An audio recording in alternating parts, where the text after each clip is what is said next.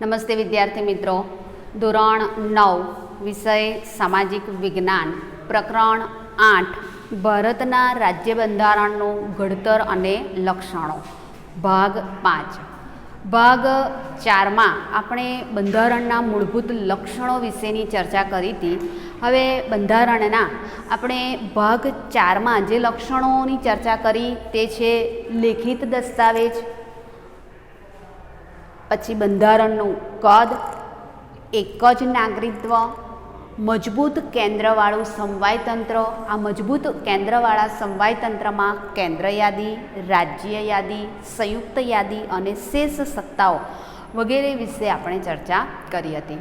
તો ફરીથી એકવાર એ લક્ષણો ઉપર નજર કરી લઈએ કે 26 જાન્યુઆરી 1950થી અમલમાં આવેલું આ બંધારણ, ભારતીય બંધારણ કે જેના કેટલાક વિશિષ્ટ મૂળભૂત લક્ષણો છે. એમાં પહેલું જે લક્ષણ છે કે લેખિત દસ્તાવેજ, કે બ્રિટન અને ઇઝરાયલ આ બેને બાદ કરતાં મોટા ભાગના દુનિયાના મોટા ભાગના જે લોકશાહી દેશો છે એમાં ભારત સાથે બીજા જે લોકશાહી દેશો છે એનું જે બંધારણ છે એ લેખિત સ્વરૂપનું છે. અને આ લોકશાહી દેશોમાં કે ભારતનું બંધારણ એ સૌથી લાંબુ, વિસ્તૃત અને વિગતવાર લેખિત દસ્તાવેજ છે.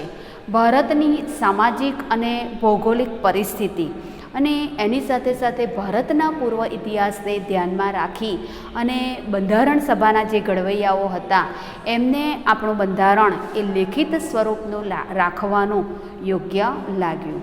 એના પછી બીજો છે કે બંધારણનું કદ. ભારતીય બંધારણ એ 22 ભાગમાં વહેંચાયેલું છે.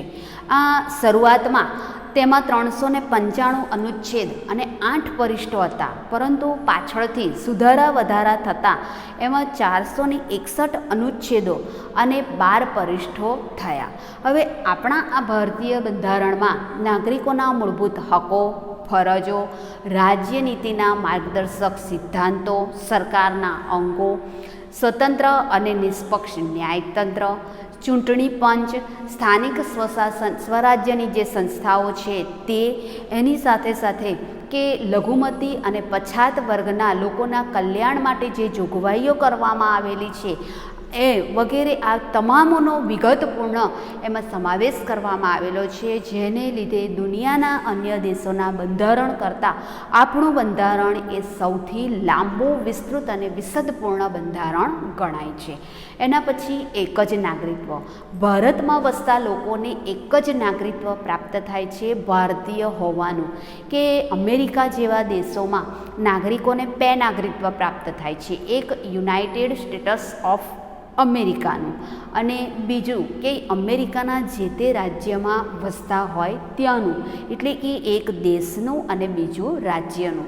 પરંતુ આપણા ભારત દેશમાં ગમે તે રાજ્યમાં ગમે તે પ્રદેશમાં વસવાટ કરતા હોઈએ, પરંતુ ભારતીય નાગરિકને ભારતનું જ એટલે કે ભારતીય હોવાનું નાગરિકત્વ પ્રાપ્ત થયેલું છે. સિવાય કે જમ્મુ કાશ્મીરના નાગરિકોને બેવડું નાગરિકત્વ પ્રાપ્ત થયેલું હતું. હવે જમ્મુ કાશ્મીરનો જે રાજ્યનો દરજ્જો નાબૂદ કરવામાં આવ્યો, કે એમાં જમ્મુ કાશ્મીર અને લદ્દાખને કેન્દ્રશાસિત પ્રદેશો જાહેર કરી દીધા છે. એના પછી છે કે મજબૂત કેન્દ્રવાળું સમવાયતંત્ર, કે ભારતના બંધારણમાં ક્યાંય સમવાય શબ્દનો ઉલ્લેખ થયેલો નથી. ભારત એ રાજ્યોનો બનેલો સંઘ છે. આપણે આગળ પણ જોયું કે ભારતમાં 28 રાજ્યો, 9 કેન્દ્રશાસિત પ્રદેશો અને રાષ્ટ્રીય રાજધાનીનો પ્રદેશ દિલ્હી, કુલ આટલા ઘટકોનો બનેલો આપણો દેશ છે. એટલે કે ભારત એક સંઘ રાજ્ય છે. આ સંઘ શબ્દ દ્વારા ભારતમાં સંઘ એટલે કે કેન્દ્ર સરકાર અને રાજ્ય સરકાર વચ્ચે એટલે કે કેન્દ્ર અને રાજ્ય વચ્ચે ક્યારેય છૂટો ન પાડી શકાય તેવો વિશેષ સંબંધ બંધાયેલો છે. એટલે કે ક્યારેય એમની વચ્ચે બદલી ન શકાય એવા કાયમી સંબંધો લેખિત સ્વરૂપે બંધારણની જોગવાઈઓમાં એનું વર્ણન કરવામાં આવેલું છે કે રાજ્યને કેન્દ્રથી છૂટા પડવાનો કોઈ જ અધિકાર નથી. સંઘ સરકારને કેટલીક વિશેષ અને ચડિયાતી સત્તાઓ આપવામાં આવેલી છે, જ્યારે રાજ્ય સરકારની સત્તાઓ કેન્દ્ર સરકાર કરતાં ઓછી છે. કે કેન્દ્ર સરકાર અને રાજ્ય સરકાર વચ્ચે સત્તાની સ્પષ્ટ વહેંચણી કરવામાં આવેલી છે. રાજ્ય સરકારની જે તે સત્તાઓ છે એ પોતાના પ્રદેશ કે રાજ્ય પૂરતી સીમિત હોય છે. એટલે કે કેન્દ્ર અને રાજ્ય વચ્ચે સત્તાના વિભાજન થકી કે બંધારણમાં બક્ષવામાં આવેલી જે તે સત્તાઓ છે એ પ્રમાણે આજે કેન્દ્ર અને રાજ્ય સરકાર પોતે સત્તાઓ ભોગવે છે. એટલે કે કેન્દ્ર સરકારની સત્તાઓ એ સમગ્ર દેશમાં હોય છે, જ્યારે રાજ્ય સરકારની સત્તા છે એ પોતાના પ્રદેશ કે પોતાના રાજ્ય પૂરતી સીમિત હોય છે. હવે આ સમવાય તંત્રમાં તટસ્થ નિષ્પક્ષ ન્યાયતંત્ર છે કે રાજ્ય સરકાર અને કેન્દ્ર સરકાર વચ્ચે જો કોઈપણ બાબતમાં સત્તા કે કાર્યોના જે વિભાજન થકી જો કોઈક મંડાગાંઠ કે કોઈપણ પ્રકારની મુશ્કેલી ઊભી થાય તો બંધારણનું અર્થઘટન કરી અને તેનું નિરાકરણ લાવવા માટે આપણા ભારતમાં સ્વતંત્ર અને નિષ્પક્ષ એવું સ્વાયત્ત ન્યાયતંત્ર પણ જોવા મળે છે. હવે ભારતમાં કેન્દ્ર અને રાજ્ય સરકાર વચ્ચે સત્તાનું જે વિભાજન થયેલું છે તેને 3 ભાગમાં વહેંચવામાં આવેલું છે: કેન્દ્ર યાદી, રાજ્ય યાદી, સંયુક્ત યાદી અને શેષ સત્તાઓ. હવે આ કેન્દ્ર યાદી એટલે કે જેને સંઘ યાદી તરીકે પણ ઓળખવામાં આવે છે, જેમાં 97 જેટલા વિષયોનો સમાવેશ કરવામાં આવેલો છે. અને આ કેન્દ્ર યાદી વિશે જે કાયદાઓ ઘડવાની સત્તા છે એ કેન્દ્ર સરકારને હોય છે. અને એમાં કે સંરક્ષણને લગતી બાબતો છે, વિદેશને લગતી કેટલીક બાબતો છે, અણુશક્તિને લગતી કેટલીક બાબતો છે, નાણું છે, વીમો છે, બેન્કિંગ સેવા છે, તાર ટપાલ સેવા છે અને રાષ્ટ્રીય મહત્ત્વ ધરાવતા કેટલાક ક્ષેત્રોમાં વિશેષ સત્તાઓ એ કેન્દ્ર સરકાર પાસે છે. એના પછી બીજું છે રાજ્ય યાદી, કે રાજ્ય યાદીમાં 66 જેટલા વિષયોનો સમાવેશ કરવામાં આવે છે. રાજ્ય યાદીમાં કે આ જે તે જે બાબતોનો સમાવેશ કરવામાં આવેલો છે એના વિશે કાયદો ઘડવાની સત્તા એ રાજ્ય સરકારની એ ધારાસભાની એટલે કે વિધાનસભાની હોય છે. હવે એમાં કાયદો અને વ્યવસ્થા, શિક્ષણ, આરોગ્ય, સ્થાનિક સ્વરાજ્યની સંસ્થાઓ, કૃષિ સિંચાઈ, પછી જમીન અને રાજ્યનો જે તે આંતરિક વેપાર છે એને લગતી જે બાબતો છે એનો સમાવેશ કરવામાં આવેલો છે. પણ જો આ બાબતોમાં કેન્દ્રને એમ લાગે કે રાજ્ય સરકાર છે એ કાયદો અને વ્યવસ્થા પડી ભાગ્યા છે, કાયદો અને વ્યવસ્થા જાળવવામાં રાજ્ય સરકાર પોતે નિષ્ફળ નીવડી છે, તો રાજ્યની સંમતિ સાથે કે રાજ્યની સંમતિ વિરુદ્ધ જઈ અને એમાં કેન્દ્ર તે રાજ્યને કેન્દ્રીય અનામત પોલીસ દળના હવાલે મોકલી દે છે.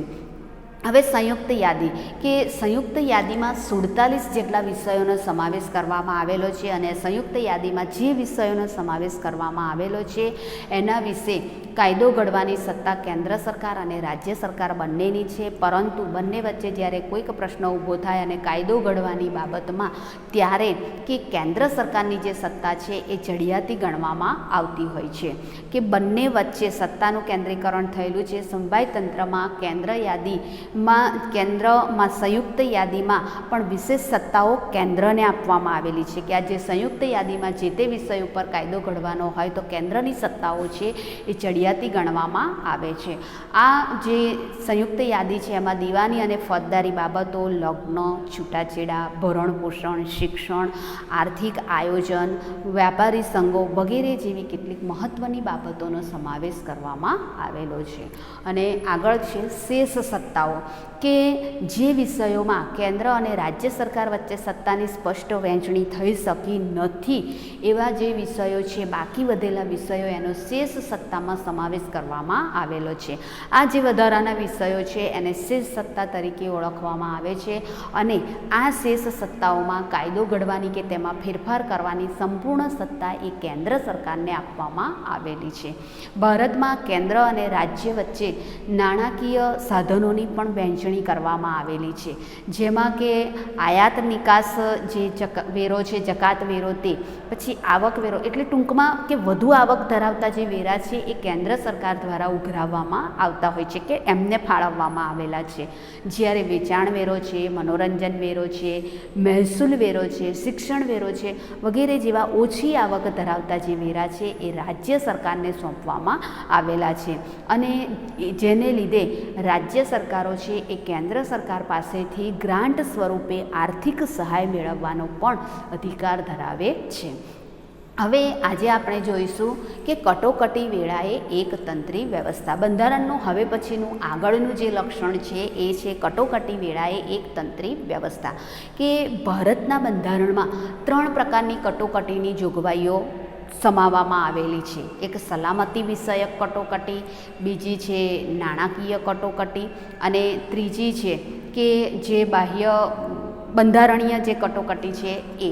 તો અહીંયા આપણે જોઈએ કે સલામતી વિષયક કટોકટી કે યુદ્ધ કે બાહ્ય આક્રમણ કે સશસ્ત્ર બળવા વગેરે જેવા સંજોગોમાં રાષ્ટ્રીય સલામતી જોખમાય એવી પરિસ્થિતિમાં દેશમાં સલામતી વિષયક કટોકટી જાહેર કરવામાં આવે છે. કે કોઈ બાહ્ય દેશ દ્વારા આક્રમણ કરવામાં આવતું હોય, પછી યુદ્ધની સ્થિતિનું નિર્માણ થઈ રહ્યું હોય. વિદ્યાર્થી મિત્રો, આપણે અત્યારે એ પરિસ્થિતિમાંથી પસાર થઈ રહ્યા છે કે ભારત અને ચીન વચ્ચેના જે સંબંધો છે એમાં સતત ને સતત ચઢાવ ઉતાર આવ્યા કરે છે. આ પરિસ્થિતિમાં તો આ જે હજુ યુદ્ધનું નિર્માણ થયું નથી પણ ઘણી વખત એ યુદ્ધની પરિસ્થિતિ સર્જાતા રહી ગઈ છે. તો યુદ્ધ છે, બાહ્ય આક્રમણ કે સશસ્ત્ર બળવો કે કોઈક દેશ દ્વારા જે હુમલો કરવામાં આવતો હોય છે, આવી જો પરિસ્થિતિ હોય ત્યારે રાષ્ટ્રની સલામતી જોખમાય એવી પરિસ્થિતિના સંજોગોમાં દેશમાં કે સલામતી વિષયક કટોકટી જાહેર કરવામાં આવતી હોય છે. પછી બીજી છે કે રાજ્યમાં કાયદો અને વ્યવસ્થાની સ્થિતિ જો પડીભાગી છે એવું લાગે, ઠેર ઠેર તોફાનો હુલ્લડો ફાટી નીકળે, લોકશાહી દેશ છે, લોકો પોતાની જરૂરિયાતોની માંગણી સરકાર પાસે કરતી હોય છે, સરકાર દ્વારા એ જે તે પરિસ્થિતિને સાંભળવામાં આવતી ન હોય, એમના પ્રશ્નોનું સમાધાન કરવામાં ન આવતું હોય, તો દેશના એક રાજ્યમાંથી ઉદ્ભવેલી આ પરિસ્થિતિ સમગ્ર દેશના વિવિધ રાજ્યોમાં, મોટાભાગના રાજ્યોમાં કે આ પરિસ્થિતિનું નિર્માણ થાય.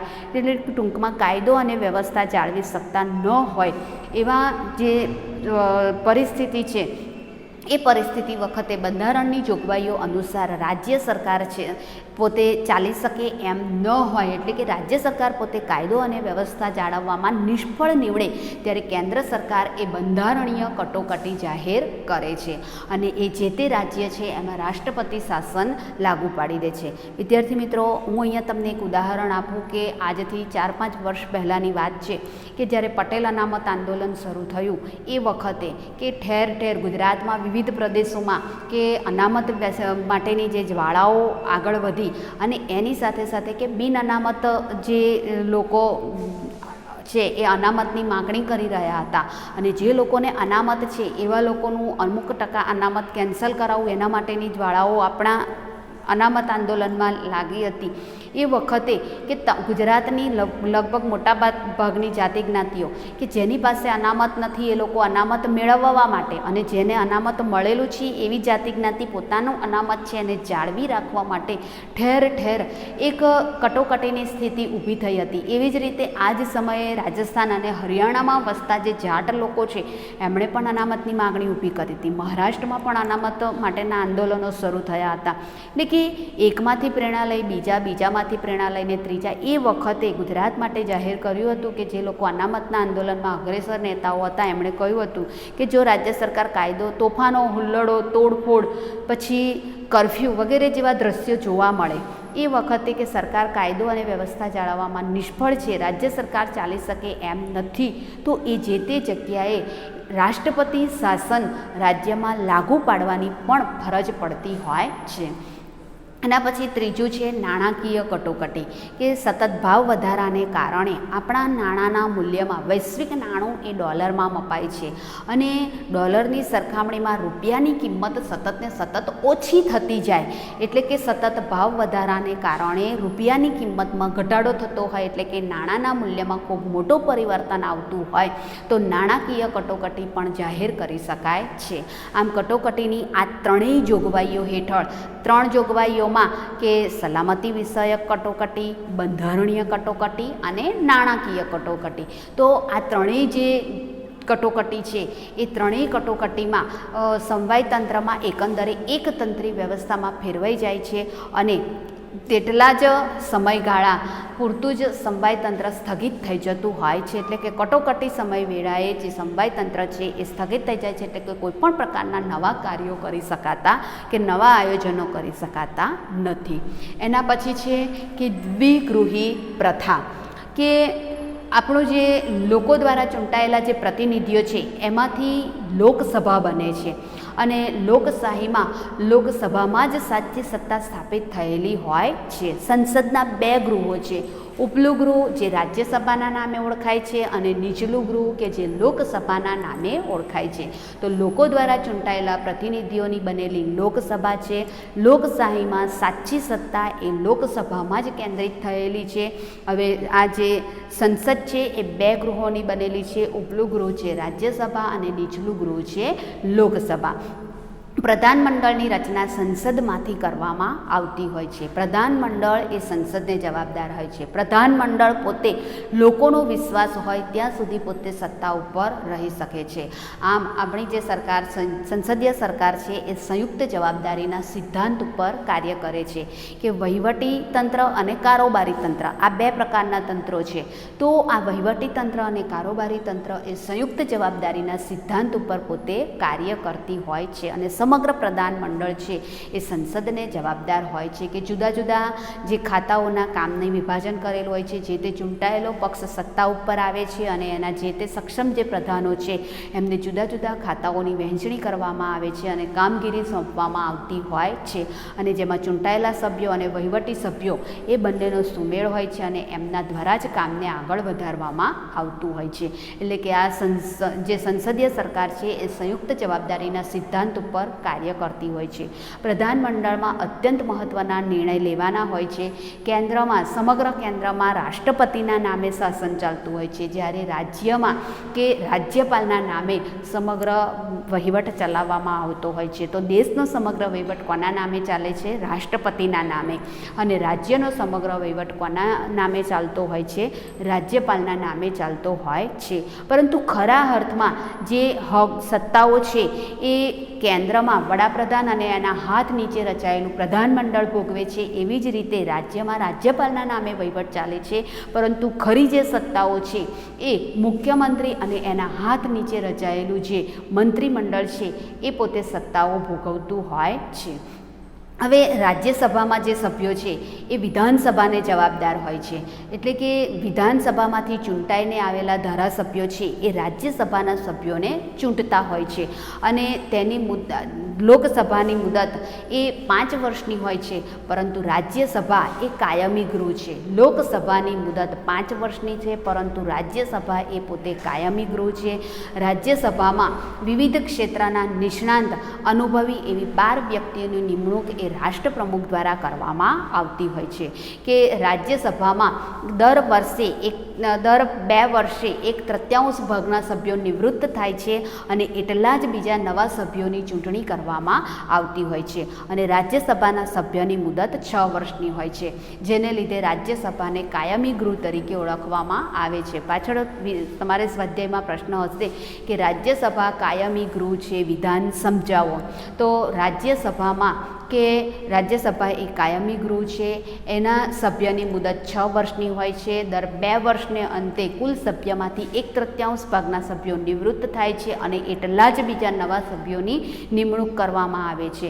આખી રાજ્યસભા ક્યારેય બરખાસ્ત થતી નથી, જેને લીધે રાજ્યસભાને કાયમી ગૃહ કહેવામાં આવે છે. જ્યારે લોકસભાના સભ્યોની મુદત એ 5 વર્ષની હોય છે. પરંતુ લોકસભા અને રાજ્યસભા બેમાં આપણે જોઈએ તો રાજ્યસભાની સત્તાઓ એ લોકસભાની સત્તાઓ કરતાં ઓછી છે અને લોકસભાની સત્તાઓ વિશેષ અને ચડિયાતી છે. હવે આપણે એના પછી આગળનું જે જોઈએ કે સ્વતંત્ર, નિષ્પક્ષ અને એકીકૃત ન્યાયતંત્ર. કે બંધારણીય જોગવાઈઓ અનુસાર ભારતમાં સળંગ, સ્વતંત્ર અને નિષ્પક્ષ એકીકૃત ન્યાયતંત્ર છે કે એની રચના કરવામાં આવેલી છે. કે બંધારણમાં સ્પષ્ટતા કરવામાં આવેલી છે કે ન્યાયતંત્ર એ સ્વતંત્ર, નિષ્પક્ષ અને અલાયદું છે.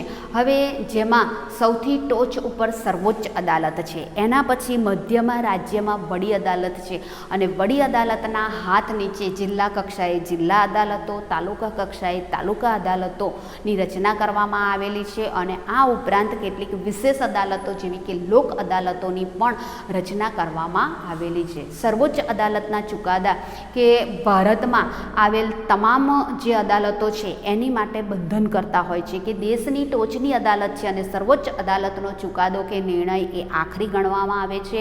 અને સર્વોચ્ચ અદાલતના હાથ નીચેની જે તે અદાલતો છે, વડી અદાલતો, જિલ્લા અદાલતો, તાલુકા અદાલતો કે તાબાની અદાલતો, એના માટે સર્વોચ્ચ અદાલતનો જે તે નિર્ણય છે એ આખરી નિર્ણય ગણાય છે અને એમના માટે બંધન કરતા પણ હોય છે. આમ સંઘ સરકાર અને રાજ્ય સરકાર વચ્ચે બંધારણીય બાબતો કે કાયદાના અર્થઘટન અંગે જો કોઈ વિવાદ ઊભો થાય તો તેને ઉકેલવાની અંતિમ સત્તા એ સર્વોચ્ચ અદાલતના હાથમાં છે. આમ ન્યાયતંત્ર એ સ્વતંત્ર છે અને એ બંધારણના રક્ષક અને વાલી તરીકેની ફરજ બજાવે છે. અને આ ન્યાયતંત્ર એ નાગરિકોના અધિકારોનું પણ રક્ષણ કરે છે. તો ભારતનું ન્યાયતંત્ર એ સ્વતંત્ર અને નિષ્પક્ષ છે. અંતિમ જે સત્તા છે એ ન્યાયતંત્રના હાથમાં હોય છે. કેન્દ્ર સરકાર અને રાજ્ય સરકાર વચ્ચે જો કોઈ પણ પ્રશ્ન ઉપસ્થિત થાય તો તેને ઉકેલવાની અંતિમ સત્તા એ ન્યાયતંત્રના હાથમાં રહેલી છે. હવે એના પછીનું છેલ્લું જોઈએ બંધારણમાં સુધારો, કે ભારતનું બંધારણ એ પરિવર્તનશીલ છે કે બદલાતી જતી પરિસ્થિતિને ધ્યાનમાં રાખી અને જે તે આપણે જે બંધારણમાં જે તે નિયમોનો ઉલ્લેખ કરવામાં આવેલો છે એમાં કોઈક સમયે બદલાતી જતી પરિસ્થિતિને ધ્યાનમાં રાખી અને પરિવર્તન લાવવું પડતું હોય છે. તો ભારતના બંધારણમાં અન્ય દેશોના બંધારણ કરતાં આપણું જે બંધારણ છે એ પરિવર્તનશીલ ગણવામાં આવેલું છે. સમય અને સંજોગોને આધારે બંધારણમાં ફેરફાર કરવાની પણ જરૂર પડતી હોય છે અને બંધારણમાં ફેરફાર કરવાની 3 ભાગમાં વહેંચણી કરવામાં આવેલી છે કે અમુક જોગવાઈઓમાં સંસદમાં હાજર રહેલા અને મત આપનાર સભ્યોની સાદી બહુમતીથી સુધારો કરવામાં આવે છે. પહેલી જોગવાઈ કઈ છે? તો આ પહેલી જોગવાઈમાં કે સંસદમાં હાજર રહેલા અને મત આપતા સભ્યોની સાદી બહુમતીથી ફેરફાર કરવામાં આવે છે. એના પછી બીજું છે કે અમુક જોગવાઈઓમાં સંસદમાં બંને ગૃહો એટલે કે લોકસભા અને રાજ્યસભા બંને ગૃહોની કુલ સભ્ય સંખ્યાની બહુમતી અને હાજર તેમજ મત આપતા સભ્યોની 2/3 ભાગના સભ્યોની બહુમતીથી ફેરફાર કરવામાં આવે છે. કે સંસદના બંને ગૃહોની કુલ સભ્ય સંખ્યા, એમાં હાજર રહેલા સભ્યો અને મત આપનાર સભ્યોમાંથી 2/3 ભાગના સભ્યોની બહુમતી હોય તો એ બંધારણમાં સુધારો કરી શકાય છે. અને બંધારણમાં અમુક ભાગમાં સુધારો કરવા માટે સંસદના બંને ગૃહોની કુલ સભ્ય સંખ્યાની બહુમતી તેમજ મત આપનાર સભ્યોમાંથી 2/3 ભાગના બહુમતી ઉપરાંત અડધા કરતાં વધુ ઘટક રાજ્યની વિધાનસભાઓની પણ બહુમતી હોવી જરૂરી છે. એટલે કે 28 રાજ્યો છે તો 14 અડધા કરતાં વધારે એટલે કે 15થી 16 રાજ્યોની બહુમતી હોવી પણ જરૂરી છે. તો પહેલું કે જે સંસદના બંને ગૃહોના કુલ સભ્યો છે એ અને મત આપનાર સભ્યોની સાદી બહુમતીથી ફેરફાર થઈ શકે છે. એના પછી સંસદના બંને ગૃહોની કુલ સભ્ય સંખ્યાની બહુમતી, એની સાથે સાથે મત આપનાર સભ્યોમાંથી 2/3 ભાગના સભ્યોની બહુમતીથી ફેરફાર થઈ શકે છે. અને ત્રીજું છે કે સંસદના બંને ગૃહોની કુલ સભ્ય સંખ્યા, મત આપનાર સભ્યોમાંથી 2/3 ભાગના સભ્યોની બહુમતી અને ભારતના જે ઘટક રાજ્યો છે એમાંથી અડધા કરતાં પણ વધારે ઘટક રાજ્યોની બહુમતી હોવી જરૂરી છે. તો કેન્દ્ર અને રાજ્યના આંતરસંબંધો કે ઉચ્ચ ન્યાયતંત્રના માળખામાં સુધારો કરવાનો હોય ત્યારે જે તે ઘટક રાજ્યો, હવે રાજ્યની ક્યારે મંજૂરી લેવી પડતી હોય છે તો કેન્દ્ર અને રાજ્યના આંતરસંબંધો કે ઉચ્ચ ન્યાયતંત્રના માળખામાં જ્યારે ફેરફાર કરવાનો હોય છે ત્યારે કુલ રાજ્યોમાંથી ઓછામાં ઓછા અડધા કરતાં વધુ ઘટક રાજ્યોની બહુમતી મેળવવી જરૂરી છે. આમ ન્યાયિક ચુકાદાને આધારે સંસદ દ્વારા બંધારણમાં સુધારો કરવામાં આવે છે. બંધારણમાં મૂળભૂત માળખામાં ફેરફાર કરી શકાતો નથી. એટલે કે જે એનું જે માળખું ઘડવામાં આવ્યું છે એનો સુધારો થઈ શકતો નથી, પરંતુ એમાં ન્યાયિક ચુકાદાને આધારે સંસદ દ્વારા બંધારણમાં સુધારો થાય છે, માળખામાં સુધારો થતો નથી. બંધારણની ઘણી બધી બાબતો સંસદની સાદી બહુમતીથી પણ સુધારો કરી શકાતો નથી. આપણું બંધારણ એ સુપરિવર્તનશીલ છે. કેટલીક બાબતોમાં બંધારણમાં સાદી બહુમતીથી સુધારો થઈ શકતો નથી. રાજ્યની મંજૂરી વગર સુધારો શક્ય ન હોય તેવી કેટલીક બાબતોનો પણ અહીંયા સમાવેશ કરવામાં આવેલો છે. આમ બંનેનું મિશ્રણ એ ભારતીય એટલે કે જે રાજ્ય સરકારની મંજૂરી લેવી અને સંસદના બંને ગૃહોની મંજૂરી લેવી, આ બંને બાબતોનો જે સમાવેશ કરવામાં આવેલો છે, આ બંનેનું મિશ્રણ એ ભારતીય બંધારણનું એક આગવું લક્ષણ ગણવામાં આવે છે.